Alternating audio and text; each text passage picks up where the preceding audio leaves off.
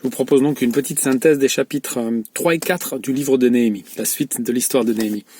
Dans ce chapitre 3, eh bien, on voit la construction qui démarre. Voilà, c'est pas le tout de prier, c'est pas le tout de faire un voyage. Néhémie est parti de chez lui, de la capitale, Suse, de sa haute situation, pour se retrouver à Jérusalem. On sait dans le chapitre 2 qu'il a pris le temps avant de dire ce qu'il était venu faire, avant d'examiner pendant la nuit les murailles. Et maintenant, en fait, on voit que Néhémie a emporté l'adhésion parce que les gens se lèvent pour travailler, pour refaire les portes, pour refaire les parties de murailles, pour mettre les battants, les verrous et les montants sur les portes et les barres. Donc vraiment les gens se lèvent. Et l'enseignement qu'on reçoit déjà dans ce chapitre, qui est un peu rébarbatif parce qu'on voit tous ces noms imprononçables et qu'on n'utilise plus aujourd'hui, de gens qui se sont levés pour construire. Donc d'abord c'est la variété de ces gens, leur niveau social très différent. Leurs origines et leurs métiers différents aussi. Il n'y a pas que des maçons et des bâtisseurs, il y a des orfèvres, des parfumeurs, des grands prêtres, c'est le premier qui se lève. Donc vraiment, ça nous dit quelque chose du travail dans l'Église et du travail dans la mission de Dieu. Il y a des gens de toute origine, il y a des gens de tout métier, alors que c'est une action manuelle, on sait qu'elle est symbolique aussi, on sait qu'il s'agit de défendre aussi notre foi, la ville de Jérusalem. Eh bien, tout le monde s'y met. Il y a aussi en fait dans ce chapitre 3 où c'est le travail qui se met en place, eh bien chacun travaille en fonction de ses capacités et peut-être même des fois de son contexte. Il y en a qui travaillent en face de leur chambre ou à côté de leur maison. Ils réparent la petite partie qui est juste à côté de chez eux. Donc ça veut dire que des fois le travail que Dieu nous demande, il est tout proche. On n'est pas toujours obligé de partir à l'étranger et dans des dangers extraordinaires. Il peut y avoir du danger chez nous si déjà on se remet à construire quelque chose qui est tout près de chez nous. Il y en a qui font une toute petite partie et il y en a qui font des grandes parties. Il y en a qui travaillent tout seuls et il y en a qui travaillent en groupe. Donc ça c'est intéressant aussi parce que nous souvent on a une vision un peu qu'est-ce qu'il faut dire, très typée et peut-être limitée du travail avec Dieu et du travail dans l'Église. Il faut accepter qu'on fasse pas tous la même chose, pas toujours se comparer. Ah lui il en a fait plus, lui il en a fait moins. On se souvient d'ailleurs que Néhémie est parti vers Jérusalem avec une escorte, alors qu'Esdras l'avait refusé. Ça nous montre aussi que que le contexte est important. On fera pas tous la même chose, on n'a pas tous la même énergie, on n'a pas tous les mêmes compétences. Ça nous dit quelque chose aussi, par exemple, sur la place des personnes âgées dans l'Église. Elles font peut-être beaucoup moins que ce qu'elles faisaient avant, mais leur prière est importante et essentielle. Et puis peu importe, même si elles font beaucoup moins, on n'est pas là pour se comparer et savoir ce qu'elles font. Ce qu'elles font et qui semble très peu, ça ressemble peut-être à l'offrande de la veuve. Vous savez, quand Jésus a montré que cette veuve avait donné très peu, mais que ce peu, en fait, était de son nécessaire, pas de son superflu, que c'était une offrande extraordinaire. Voilà, il y a des gens qui construisent peu, mais quand on connaît leur capacité, leur fatigue ou leur âge, on se dit, mais c'est extraordinaire ce qu'ils ont fait. Donc ça, c'est le chapitre 3. Et dans ce chapitre 3, c'est la construction. Au début du chapitre 3, c'est le grand prêtre qui lance le travail. C'est le premier qui est cité. Donc c'est beau parce que ça veut dire qu'un serviteur de Dieu s'est mis en marche.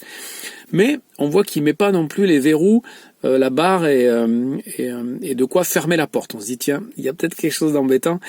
Et on va voir au chapitre 4, quand les adversaires vont se manifester, d'abord par la moquerie, ensuite par l'opposition armée, en tout cas la menace de l'opposition armée, on va comprendre qu'il y a des liens de parenté entre deux des opposants et puis le grand prêtre. Donc peut-être qu'il y avait quelque chose qui n'était pas très clair. Le grand prêtre, il a construit la porte, mais il l'a pas fermée. Il n'a pas permis qu'elle puisse être bloquée, alors que toutes les autres portes ont décrit qu'on met les verrous, les montants et la barre pour que cette porte puisse être vraiment bloquée. Il y a des moments où il faut fermer la porte. Donc voilà, dans le chapitre 4, c'est le début de l'opposition.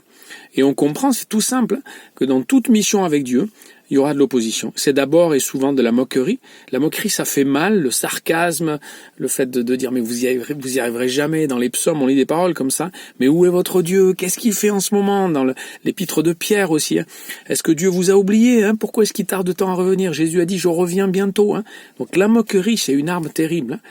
C'est pas de la persécution physique, donc on va pas demander à quelqu'un qui soit emprisonné parce qu'il se moque de nous, mais c'est vraiment un travail de sape.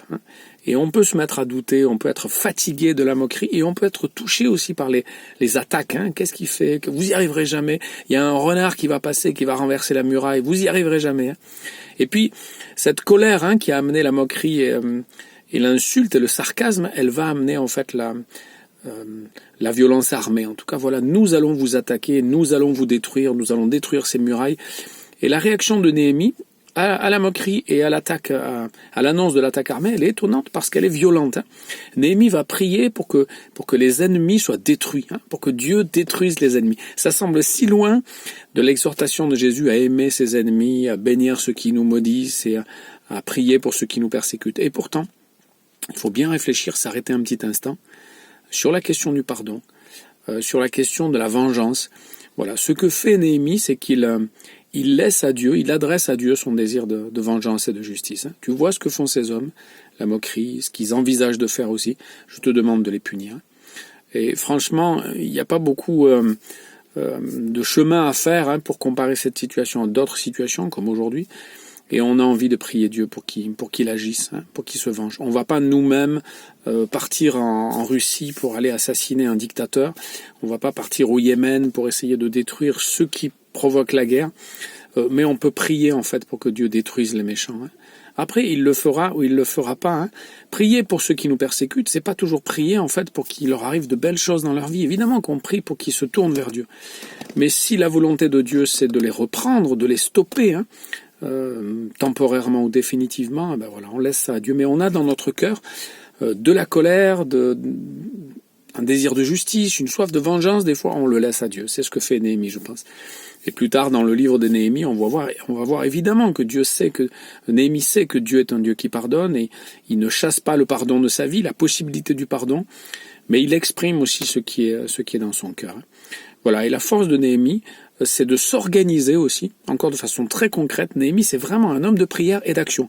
Et son intimité avec Dieu lui permet de prendre plein de bonnes décisions qui sont très sages.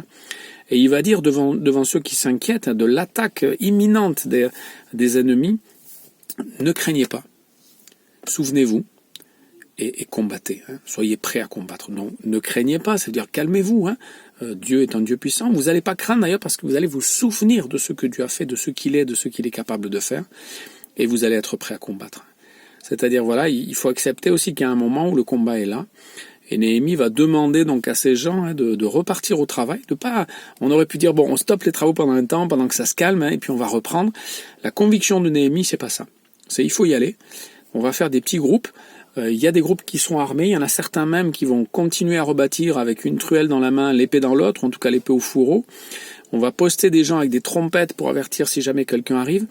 Et en fait, cette organisation est si forte et si efficace qu'il n'y aura pas d'attaque. En tout cas, dans le chapitre 4, il n'y a pas d'attaque. Mais il y a eu une menace tellement forte et suivie d'une organisation tellement efficace que l'attaque n'a pas lieu pour l'instant. Néhémie, en fait, est vraiment rempli d'une grande sagesse. Et je termine avec ça. Dans tout ce livre de Néhémie, on voit cette capacité qu'il a de prier, d'écouter Dieu, de se poser devant Dieu, et puis d'agir avec sagesse, avec intelligence. Des fois, on pourrait presque dire avec ruse, comme quand il visite les murailles de Jérusalem la nuit, mais sagesse et intelligence. Et il va prendre plein de bonnes décisions qui vont permettre la reconstruction effective des portes, des murailles et de tout ce qui avait été détruit dans la ville de Jérusalem. Voilà, c'est peut-être le moment pour nous, dans notre communauté, dans notre vie, de reconstruire, de rebâtir pour défendre notre foi et d'être courageux et de le faire même s'il y a des risques et même s'il y a des ennemis. Allez, bon courage.